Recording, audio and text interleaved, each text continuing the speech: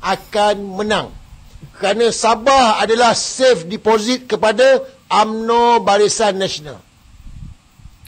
Dia sebenarnya bukan masalah menang atau kalah. Dia persoalan dia dan tujuan dia adalah untuk mencari pemimpin yang bijak, pemimpin yang pandai.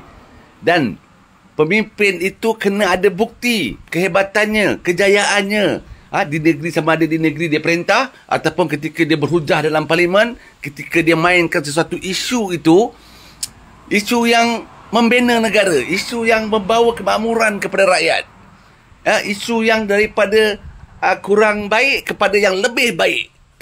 Ini yang kita nak cari.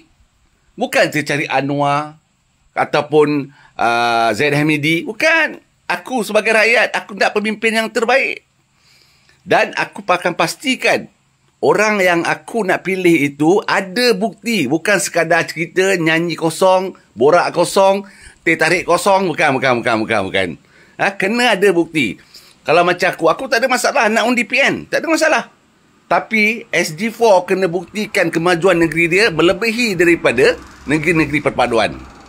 Engkau cakaplah apa pun, kau fitnahlah apa pun kepada perpaduan. Kau busukkanlah nama Datuk Seri Anwar Ibrahim.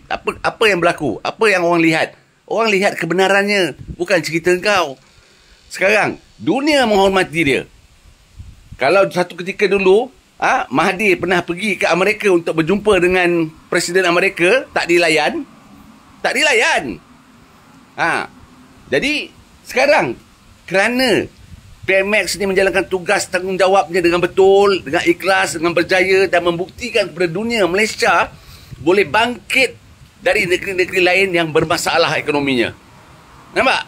Ini yang orang lihat. Ini yang orang tengok. Sebab tu dia semakin dihormati dan sering mendapat anugerah-anugerah antarabangsa.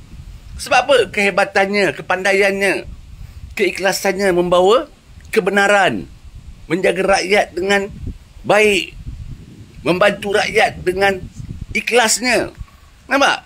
Dan sentiasa menjaga setiap movement-movement yang akan diambil oleh kerajaan ini supaya negara tak rugi, negara terus maju, negara terus bangkit, rakyat terus senang, rakyat terus mendapat manfaat daripada apa yang kerajaan perpaduan buat.